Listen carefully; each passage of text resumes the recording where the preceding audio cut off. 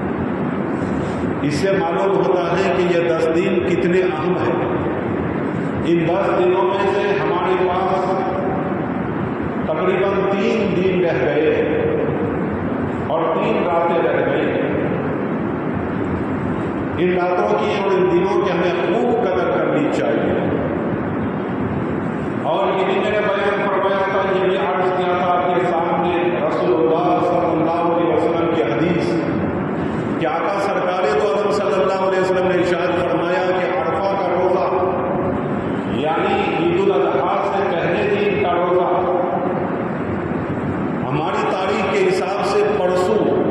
اتوار کے روز اگر کوئی روزہ رکھتا ہے تو 1 سال کی روزہ رکھنے کا ثواب اس کو ملے گا، اور دوسرا انعام اور دوسری فضیلت یہ ہے کہ اس کے پچھلے سارے گناہ اور پچھلے 1 سال کے گناہ اور اگلے 1 سال کے گناہ اللہ معاف کرے۔ اتنی بڑی فضیلت ہے، اس نے نیت کیجیے کہ انشاءاللہ عرفہ کا روزہ انشاءاللہ میں خود رکھوں گا، گرمی کے دن ہے، تھوڑی بہت قربانی دینی ہے لیکن فائدہ بہت سارا اٹھانا ہے، نیکیاں بہت ساری کمانی ہے، ثواب ہماری جھولیوں میں کچھ نہیں ہے، یہی ایک بہانے ہیں اور یہی ایک کچھ دین اور راتیں ہیں جس میں ہم ثواب کما سکتے ہیں۔ اور اگر ہم ان راتوں میں عبادت کر لیں تو 1 رات کی عبادت کا ثواب شب قدر کی عبادت کا ثواب نصیب ہوتا ہے۔ حضرت شیخ الحدیث شیخ زکریا رحمۃ اللہ علیہ نے فضائل اعمال میں لکھا ہے، انہوں نے شمار کیا ہے، گنتی کی ہے کہ شب قدر 1000 مہینوں سے بھی زیادہ عبادت کا ثواب رکھتی ہے۔ تو 1000 مہینے 83 سال 4 مہینوں سے زیادہ ہوتے ہیں، تو اگر ہم ان باتوں میں جاگ لیں تو 83 سال 4 مہینوں سے بھی زیادہ عبادت کا ثواب ہمیں نصیب ہوگا۔ اور یہی وہ دن ہے جس میں ہم تکبیر تشریق پڑھتے ہیں۔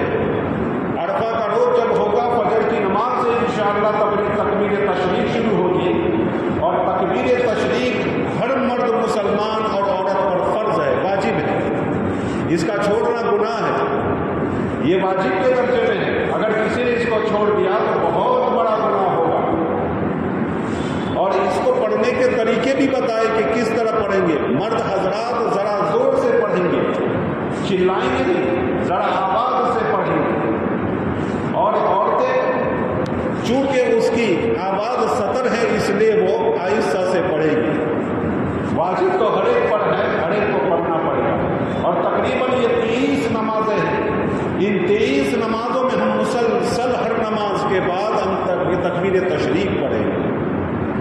الغرض عید الاضحیٰ کا دن آ رہا ہے، یہ حضرت ابراہیم علیہ السلام کی قربانیوں کی یادگار ہے۔ حضرت ابراہیم علیہ السلام نے جو اللہ تعالیٰ کے حکموں کو انجام دیا اور اللہ تعالیٰ کی فرما برداری کی، اس کو اللہ تعالیٰ نے قیامت تک کے دنوں کے لیے اور قیامت تک کے آنے والے انسانوں کے لیے اور قیامت تک کے آنے والے مسلمانوں کے لیے اس کو ضروری قرار دیا کہ ہر مسلمان قربانی کرے ان دنوں کے اندر۔ حضرت ابراہیم علیہ السلام کا واقعہ مشہور و معروف ہے، ہم سب سنتے رہتے ہیں۔ حضرت ابراہیم علیہ السلام نے اللہ تعالیٰ کے حکم کی ایسی پابندی کی کہ اللہ تعالیٰ کو اتنا پسند آیا اور اللہ اتنا خوش ہوئے کہ رہتی دنیا تک کے لوگوں کو کہہ دیا کہ قیامت تک کے لیے آپ کو قربانی کرنی ہے۔ حضور اکرم صلی اللہ علیہ وسلم خود قربانی کرتے تھے، 2 بکرے ذبح کرتے تھے، ایک اپنی طرف سے اور ایک پوری امت کی طرف سے۔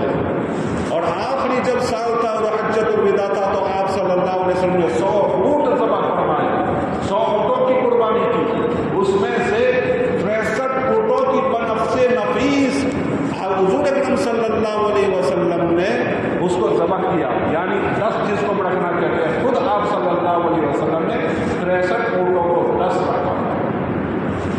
اور دوسرے جو باقی رہ گئے حضرت علی کو حکم دیا کہ علی جتنے اونٹ باقی رہ گئے اس کا 10 تم رکھو گے اور اس کو ذبح تم کرو گے۔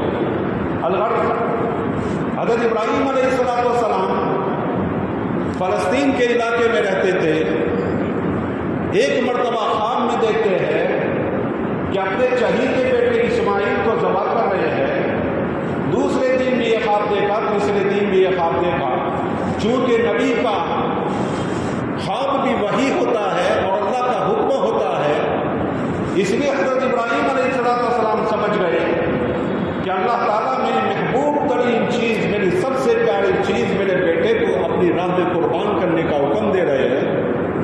حضرت ابراہیم علیہ السلام فلسطین میں رہتے ہیں، حضرت اسماعیل مکہ کی بے آب و گیاہ وادی میں پل رہے ہیں، بڑھ رہے ہیں، ان کی زندگی گزار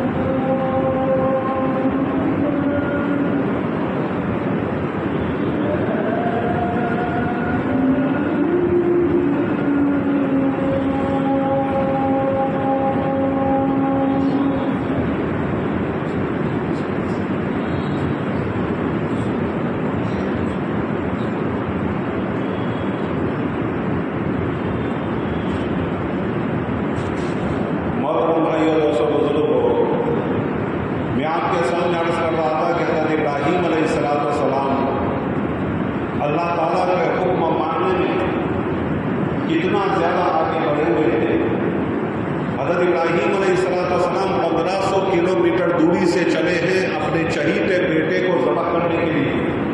ज़रा सोचें, हर कदम पर कैसे ख्यालात आते होंगे। अपने बच्चे को ज़बह करना, बच्चा तो पराया भी प्यारा लगता है, और पराए बच्चे को भी कुछ दुख पहुंचाए, कोई तकलीफ पहुंचाए तो आदमी मचल जाता है। इधर तो खुद अपने बेटे को ज़बह करना है, और वो भी कौन सा बेटा जिसके लिए हज़रत इब्राहीम अलैहिस्सलाम ने 60 साल तक दुआएं की। हज़रत इब्राहीम की शादी अगर हुई हो 20 साल की उम्र में, 25 साल की उम्र में, तो तकरीबन 84 साल की उम्र में हज़रत इब्राहीम अलैहिस्सलाम को हज़रत इस्माइल अलैहिस्सलाम नसीब हुए।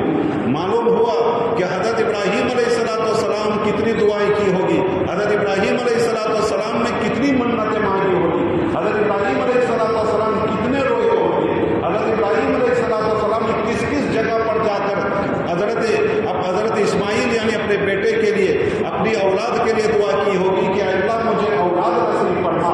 60 साल की उम्र के बाद, 60 साल की कुर्बानियों के बाद, 60 साल दुआएं पढ़ने के बाद अल्लाह ताला 84 साल की उम्र में एक बच्चा अता फरमाता है। वो भी बच्चा पैदा होने के बाद अल्लाह का हुक्म होता है 1 साल की उम्र का हो गया, 85 साल की उम्र है, उसको कहा गया कि जाओ मक्का की वादियों में उसको रख के आ जाओ, अपनी बीवी बच्चों को छोड़ कर आ जाओ। मुझे बताओ, आज कौन इंसान ऐसा है कि आज हमारी औरत हमारे घर में होती है, हमारे बच्चे हमारे घर में होते हैं, हम कहीं सफर में होते हैं, कई मतलब हमारे फोन आ जाते हैं, कैसे हो, क्या हाल है, रात इत्मीनान से गुजरी या नहीं, कोई तकलीफ तो नहीं, बच्चे कहाँ हैं, बच्चे स्कूल से आ गए, बच्चे मदरसे से आ गए या नहीं, ये सारी बातें हम पूछते रहते हैं। अल्लाह ताला ने हज़रत इब्राहीम अलैहिस्सलाम को हुक्म दिया कि जाओ तुम्हारे बीवी बच्चों को रख कर आओ, और कोई तय नहीं, कितनी मुद्दत तक कुछ तय नहीं है, और फिर वहाँ कोई आबादी भी नहीं है। हमारा एरिया तो भरचक होता है, फिर भी हमें फिक्र लगी रहती है। वहाँ तो सिर्फ इस्माइल है और वहाँ हज़रत हाजरा है, उसके अलावा कोई नहीं। फिर उसके बाद देखिए कितनी बड़ी कुर्बानी कि पानी भी वहाँ मौजूद नहीं। हज़रत इब्राहीम अलैहिस्सलाम ने जाते जाते देखा कि होगा कि पानी कहीं मौजूद नहीं है, बस अल्लाह को हुक्म है, छोड़ कर आए। अभी 7-8 साल की उम्र हुई हज़रत इस्माइल की, 7-8 साल मक्का में रहते गुजरे हैं, और अगर अल्लाह ताला का हुक्म आ गया, 94 या 92 साल की उम्र है हज़रत इब्राहीम अलैहिस्सलाम की, 92 साल की उम्र है, हुक्म हो रहा है कि अपने बेटे को ज़बह करके आ जाओ, अपने बेटे को जाकर ज़बह कर दो। अब बताओ, 92 साल का बूढ़ा है, 92 साल की उम्र है, इतनी उम्र हो गई है, इतनी बड़ी उम्र वाले आदमी से मुर्गी भी ज़बह नहीं होती, आज वो अपने बेटे को ज़बह करने के लिए जा रहा है। क्यों जा रहा है, क्या बात है, क्या हुआ है? ये इसलिए जा रहे हैं कि मेरे अल्लाह का हुक्म है, मेरे अल्लाह के हुक्म को पूरा करना है। कदम कदम पर ख्याल आ रहे होंगे कि इतने पापड़ बेलने के बाद, इतनी दुआओं के बाद बेटा मिला, वो भी अल्लाह की राह में ज़बह करने का हुक्म आ गया। चलो ठीक है, मेरे अल्लाह का हुक्म है। 1500 किलोमीटर दूर चलते पहुंचे मक्का की वादियों में, और जाकर सबसे पहली फिक्र अल्लाह के हुक्म को पूरा करना है। कैसे हो, क्या है, क्या हालात है, 7 साल कैसे गुजरे, ये इतने साल कैसे गुजरे, कोई बात नहीं। हज़रत इस्माइल अलैहिस्सलाम को एक तरफ ले गए, एक तरफ ले जाकर हज़रत इस्माइल को अपना ख्वाब सुनाते हैं।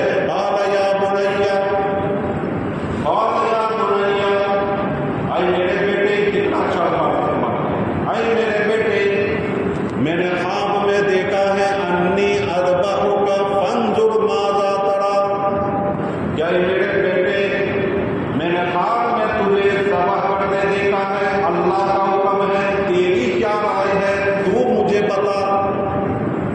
हज़रत इब्राहीम अलैहिस्सलाम ने कहा, बेटा अल्लाह का हुक्म आया है, ख्वाब देखा है।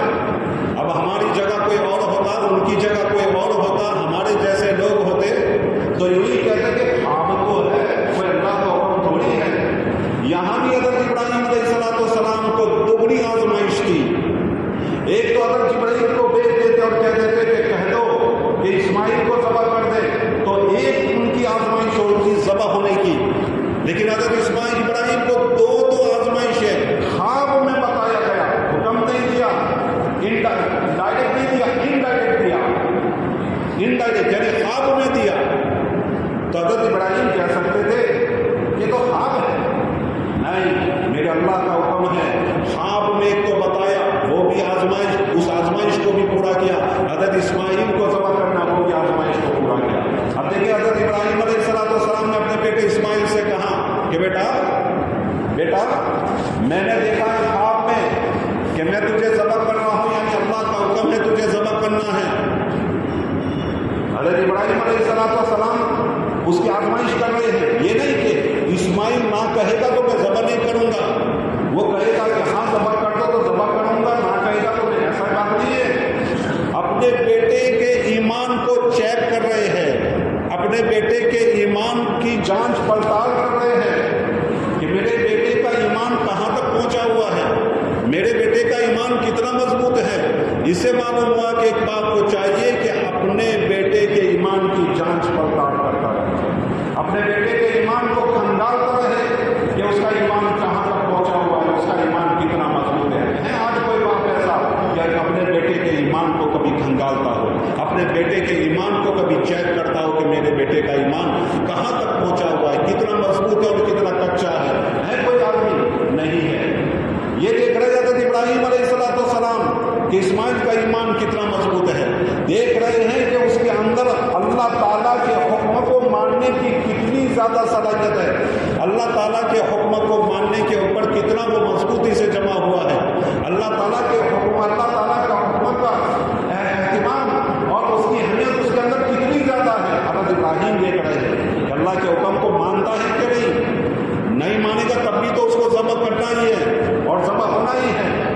لیکن دیکھنا ہے کہ میرا بیٹا اللہ کے حکم کو کتنا مانتا ہے. کوئی آدمی، ہے کوئی ماں باپ کہ جو اپنے بیٹے کے ایمان کو چیک کرے اور اللہ کے حکموں کو کتنا مانتا ہے وہ چیک کرے. ہے کوئی نہیں ہے، بہت کم لوگ ہیں.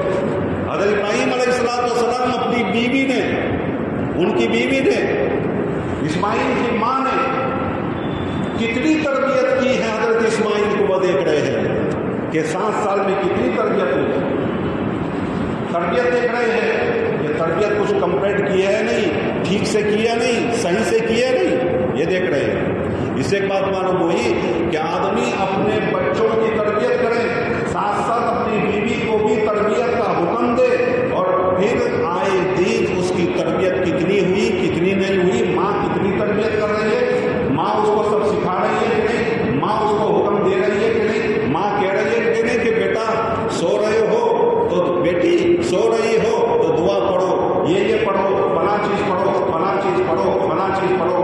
اٹھ رہے تو اٹھنے کے ساتھ وہ حکم کر رہی ہے کہ نہیں بیٹا اٹھنے کی دعا پڑھو، اٹھنے کی دعا پڑھو. کھانے بیٹھے ہیں تو کھانے کی دعا کی تلقین کر رہی ہے کہ نہیں. یہ ساری چیزیں دیکھنا اور یہ تربیت کرنا باپ کی ذمہ داری ہے. حضرت ابراہیم علیہ السلام دیکھ رہے ہیں کہ حضرت حاجرہ میری بیوی نے، اسماعیل کی ماں نے اسماعیل کی تربیت صحیح سے کی ہے نہیں، یہ ہماری ذمہ داری بنتی ہے. اس سے ایک بات معلوم ہوئی کہ باپ بھی اپنے اولاد کی تربیت کرے اور ماں بھی اپنی اولاد کی تربیت کرے. دیکھو حضرت اسماعیل علیہ السلام کے اندر اللہ کے حکم کو ماننے کی کتنی پابندی تھی، اور حضرت حاجرہ علیہ السلام نے اپنے بیٹے کی کیسی پرورش کی تھی، کیسی پرورش کی ہوگی.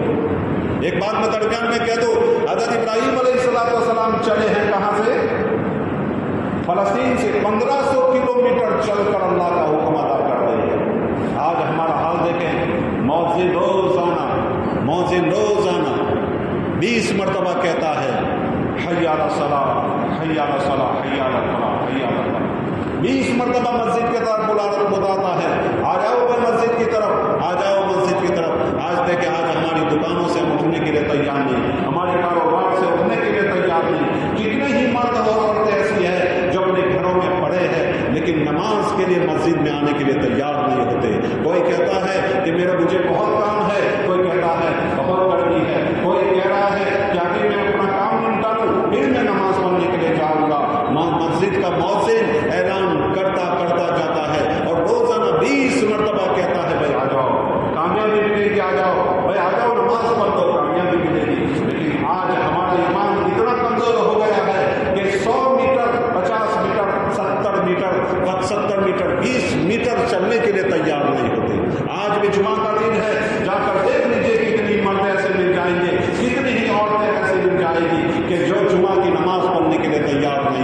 جن کے اندر جمعہ کی نماز کی کوئی اہمیت نہیں ہے، حالانکہ جمعہ کی نماز کی اہمیت سنیں، صحیح حدیث میں ہے، اتنی زیادہ فضیلت بات علماء کرام نے لکھی ہے کہ اتنی زیادہ فضیلت کسی اور نماز کی نہیں ہے، کسی اور نیک عمل کی نہیں ہے۔ کیا فرمایا کہ جو آدمی اپنے گھر سے نکلتا ہے جمعہ کی نماز پڑھنے کے لیے تو ایک ایک قدم پر 1 سال کے روزہ رکھنے اور 1 سال کی رات کی عبادت کرنے کا ثواب ملتا ہے۔ 1 سال روزہ رکھو، ایک قدم چلے، 1 سال روزہ رکھنے کی روزہ رکھنے کا ثواب اور 1 رات کی عبادت کا ثواب، یعنی 24 گھنٹے اس کی عبادت کا ثواب، 1 قدم پر اتنا ثواب ملتا ہے۔ کوئی آدمی 500 قدم چل کر آتا ہے مسجد میں، جامع مسجد میں یا جہاں بھی اس کو نماز پڑھنی ہے جمعہ کی، وہ وہاں پہنچتا ہے تو 500 قدم چلے گا، 500 سال کی عبادت کا اس کو ثواب ملے گا، یعنی 500 سال روزے رکھنے کا اور 500 سال رات کو عبادت کرنے کا اور نفل نماز پڑھنے کا اس کو ثواب ملے گا۔ ذرا سوچنے کی بات ہے،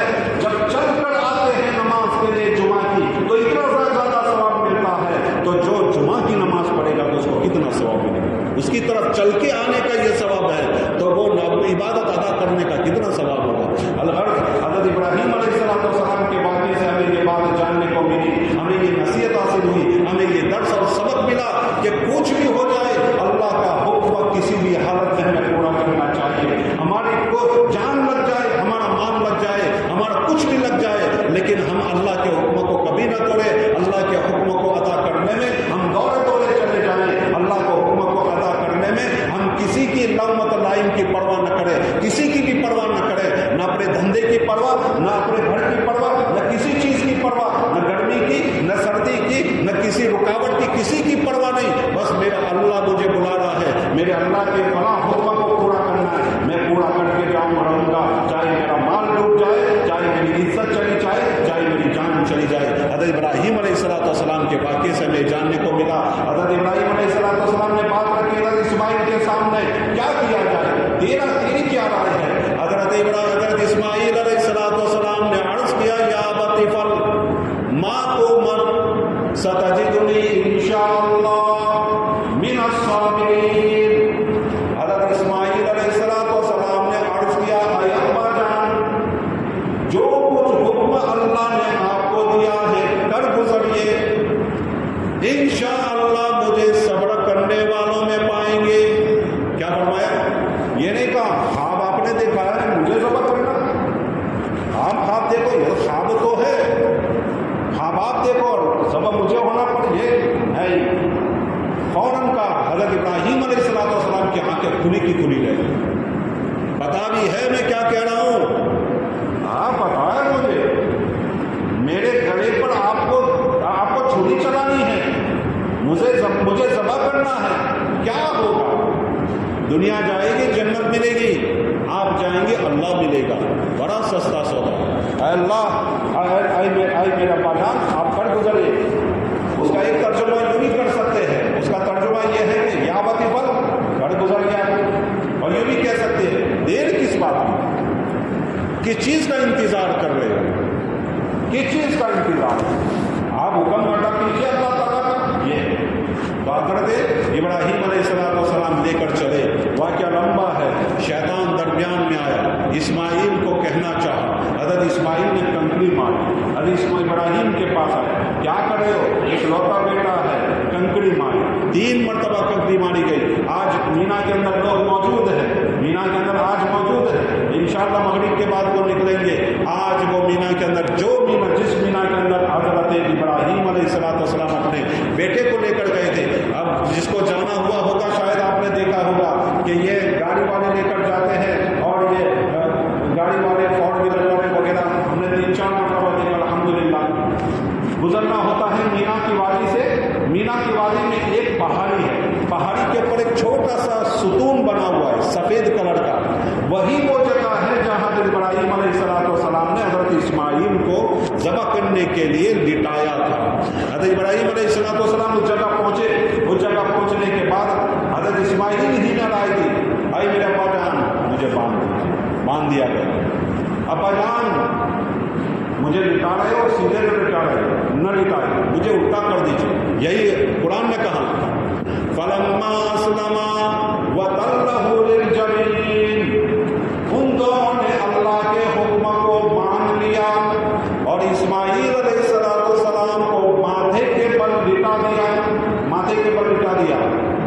ماتھے کے بل چھری چلائی، 1 مرتبہ 2 مرتبہ 3 مرتبہ، چلی نہیں۔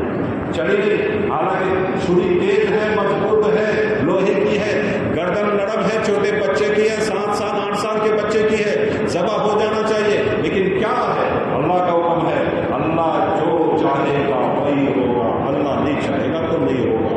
حضرت موسیٰ علیہ السلام نے ایک مرتبہ کہا، اے باری اللہ پیٹ ٹوٹ رہا ہے، کہاں فلاں درخت کے پتے کھاؤ، تمہارے پیٹ کا جو ہے بند ہو جائے گا، تمہارا درد ختم ہو جائے گا۔ حضرت موسیٰ علیہ السلام نے پتے لیے کھا لیے۔ دوسری مرتبہ حضرت موسیٰ علیہ السلام کو پیٹ میں درد ہوا، وہی درخت کے پاس پہنچے، پتے لیے حضرت موسیٰ علیہ السلام نے کھائے، پیٹ کا درد اور بڑھ گیا، اللہ تعالیٰ کے سامنے التجا کی، اے باری اللہ، یہی پتے پہلے جب درد ہوتا تھا پیٹ میں کھائے تھے، میرے پیٹ کا درد ختم ہو گیا تھا، آج بھی وہی پتے کھائے ہیں، اے باری اللہ پیٹ کا درد بڑھ گیا، حالانکہ پیٹ کا درد ختم ہو جانا چاہیے۔ اللہ تعالیٰ نے فرمایا، اے موسیٰ ہم جو چاہیں گے وہ ہم جو چاہیں گے وہ ہوگا، تم جو چاہو گے وہ نہیں ہوگا، ہم جو چاہیں گے وہ ہوگا، ہم نے ہی اس کے اندر شفا رکھی ہے، ہم چاہیں گے تو اس کے اندر شفا باقی رکھیں گے، اور ہم چاہیں گے تو اس سے ہم شفا اٹھا لیں گے۔ یہ ہے اللہ تعالیٰ کا حکم۔ الغرض اللہ تعالیٰ کا حکمان حضرت ابراہیم علیہ السلام اور ان کے بیٹے نے اس کو انجام دیا۔ بہت لمبا واقعہ ہے، میں اکثر آپ کو سنایا کرتا ہوں، 3 ہفتے سے پہلے میں شروع کر دیا کرتا تھا، لیکن میں کیونکہ بہت سی مرتبہ سنا چکا ہوں، اس لیے میں نے سوچا کہ مختصر سا واقعہ آپ کے سامنے رکھوں۔ یہی وہ اللہ تعالیٰ کو ادا پسند آئی کہ حضرت ابراہیم علیہ السلام نے اپنے بیٹے پر چھری چلائی۔ اب دیکھیں 4تھی مرتبہ چھری چل رہی ہے، خون کا فوارہ نکلا، حضرت ابراہیم علیہ السلام نے کمر پر پاؤں رکھا ہوا ہے، اپنے آنکھوں کے اوپر پٹی باندھی ہوئی ہے کہ میرے بیٹے کا چہرہ نظر نہ آئے، اور حضرت ابراہیم علیہ السلام نے حضرت اسماعیل کی کمر پر پاؤں رکھا، الٹا کر کے پاؤں رکھا، اور یوں بال پکڑ کر اس کی منڈی کو اونچا کیا، اور اونچا کرنے کے بعد اللہ تعالیٰ سے کہنے لگے، اے اللہ تم مجھ سے ناراض ہے کیا؟ اے اللہ تم مجھ سے ناراض ہے کیا تو یہ سوچ رہا ہے؟ اے اللہ تو یہ سمجھ رہا ہے کہ یہ ابراہیم تیرا حکم پورا نہیں کرے گا؟ نہیں، ایسے تو کتنے ہی اسماعیل ہوتے، 1000 اسماعیل ہوتے، تیری راہ میں قربان نہیں کر دیتا، تیری راہ میں قربان کر دیتا۔ کتابوں میں آتا ہے کہ فرشتے 2 مرتبہ روئے ہیں، فرشتے جب سے پیدا ہوئے ہیں 2 مرتبہ روئے ہیں۔ ایک جب ابراہیم علیہ السلام نے اللہ سے التجا کی، اے اللہ تو مجھ سے ناراض ہے کیا؟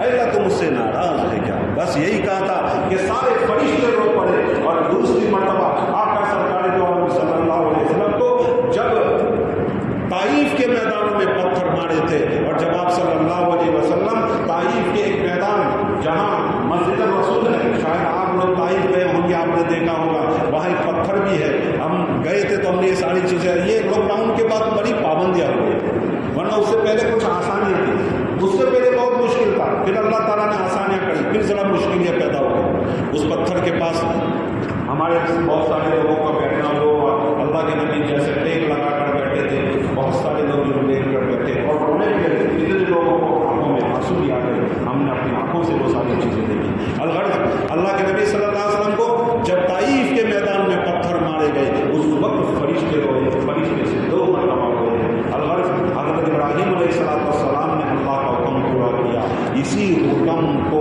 یہی حکم پورا کرنا اللہ کو اتنا پسند آیا کہ رہتی دنیا تک کے لیے کہہ دیا گیا کہ قیامت تک قربانی ہوگی، اور قربانی کی فضیلت میں آپ کے سامنے جس کا بھی بیان کر چکا ہوں۔ اللہ کے نبی نے فرمایا کہ اللہ صحابہ نے پوچھا کہ نبی اللہ قربانی کریں گے کیا ملے گا؟ فرمایا کہ قربانی کرو گے تو جانور کے ہر بال کے برابر آپ کو ثواب ملے گا، ایک بال کے بدلے میں 1 بال کا ثواب ملے گا۔ صحابہ نے پوچھا اگر صوف ہو تو کہا صوف ہو تب بھی 1 بال کے بدلے میں ایک بال کے بدلے میں 1 نیکی ملے گی۔ میں گزشتہ آپ کو بتا چکا ہوں، انسان کے سر کے اندر 1 لاکھ بال ہوتے ہیں، سائنسداں کہتے ہیں، ڈاکٹری میڈیکل کہتی ہے کہ 1 لاکھ بال ہوتے ہیں۔ ذرا سوچیں اتنے میں جب 1 لاکھ بال ہے تو پورے جانور کے اوپر کتنے زیادہ بال ہوں گے، تو ہمیں کتنے زیادہ ثواب ملے گا، ذرا سوچیں۔ آقا سرکار دو عالم صلی اللہ علیہ وسلم نے فرمایا خون کا قطرہ نیچے گرنے سے پہلے اللہ تعالیٰ اس کو قبول فرما لیتا ہے۔ آقا سرکار دو عالم صلی اللہ علیہ وسلم فرمایا کہ فاطمہ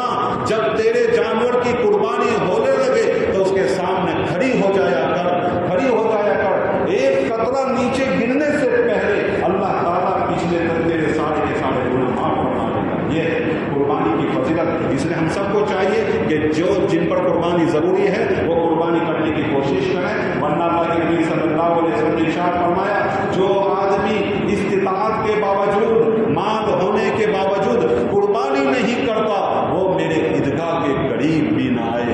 جو نبی یوں کہتا ہو کہ مسجد میں جو نماز پڑھنے نہ آئے میرا جی چاہتا ہے اس کا گھر جلا دو، وہ نبی کہہ رہا ہے کہ جو قربانی نہ کرے وہ میرے عیدگاہ کے قریب نماز کے لیے نہ آئے، نماز سے روک رہے، نماز میں نہ آئے، وہ مجھے آدمی وہ پسند ہی نہیں ہے.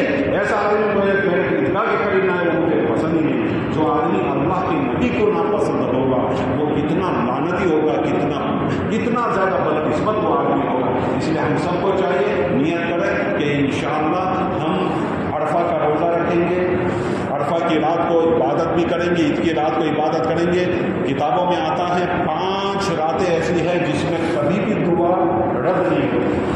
دونوں عیدوں کی رات، شب قدر شب برات کی رات، جمعہ کی رات، شب بدر شب قدر کی رات، شب قدر اور شب برات کی رات اور جمعہ کی رات. یہ 5 راتیں ایسی ہیں جس میں دعا رد ہوتی نہیں. اللہ تعالیٰ سیدھے دعا کو قبول فرما لیتا ہے، اللہ تعالیٰ سیدھے دعا کو قبول فرما لیتا ہے.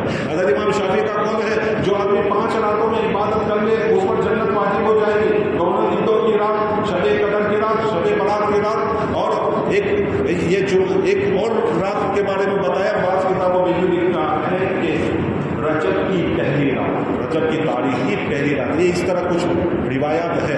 تو بس الغرض یہ رات ہمیں مل رہی ہے، یہ دن ہمیں مل رہے ہیں. روزہ رکھیں انشاءاللہ. عرفہ کا روزہ رکھنے سے 1 سال کے روزے رکھنے کا ثواب، پچھلے 1 سال کے گناہ معاف، اگلے 1 سال کے گناہ معاف. کتنی بڑی فضیلت ہے. اس لیے نیت کر کے اٹھے انشاءاللہ عرفہ کا روزہ رکھیں گے. جس کے اوپر بھی قربانی ہے اس قربانی کو ہمارے گھر میں کریں گے. بکرا لائیں گے،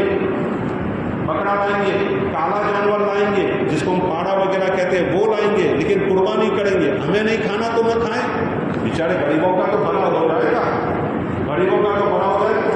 گورنمنٹ جس کو نہ کہتے وہ نہ کرے، لیکن یہ دوسرے جانور تو ہم کر سکتے ہیں نا. دوسرے جانور کی تو دوسرے جانور کی قربانی تو کر سکتے ہیں جس کی اجازت ہے. گورنمنٹ ہمیں اجازت دیتی ہے، ہمارا جو کانسٹیٹیوشن ہے وہ ہمیں اجازت دیتا ہے، ہمارا بندھارن ہمیں اجازت دیتا ہے. وہ چیزیں ہم کریں جو گورنمنٹ نہ کہتی ہے، جس پر پابندی ہے وہ نہ کریں. دوسری چیزیں تو ہم آسانی سے انشاءاللہ کر سکتے ہیں. تو اس کا رواج کریں لیکن اپنے گھروں میں قربانی کرنے کی کوشش کریں. ہاں اگر مجبوری ہے تو الحمدللہ بہت سارے ہمارے علماء کرام باہر خود پہنچ جاتے ہیں، منافع نفیس جا کر وہاں قربانی کراتے ہیں. تو ان کو ہمارا حصہ دے دیں، ان کو ہمارا حصہ دے دیں. کبھی 1100 روپے ہوتے ہیں. 1100 روپے اس لیے ہوتے ہیں کہ وہ کالے کو ذبح کرا، کالا جانور یعنی یہ پاڑا وغیرہ ہوتا ہے وہاں آسانی سے مل جاتا ہے اور سستا ہوتا ہے. اور کبھی دوسرے جانوروں کی قربانی ہوتی ہے وہ ذرا مہنگے ہوتے ہیں تو اس کا حصہ زیادہ ہوتا ہے. کبھی ہمیں یہ خیال ہوتا ہے کہ 1100 روپے کے 15 سے 15 سے 11 کی طرف خریدتا ہے. تو اس کی وجہ میں نے آپ کو بتائی کہ کالا ذبح کرتے وہ سستا ہوتا ہے، اس کا حصہ کم ہوتا ہے، اور دوسرے جانور ذبح کرتے ہیں تو اس کا حصے پر روپے زیادہ لگتے ہیں، اس لیے وہ زیادہ لیتے ہیں. الغرض اگر ہمارے گھروں میں قربانی نہیں کر سکتے ہیں ہم سب کو چاہیے کہ ہم دوسری جگہ ہم دے دیں تاکہ وہاں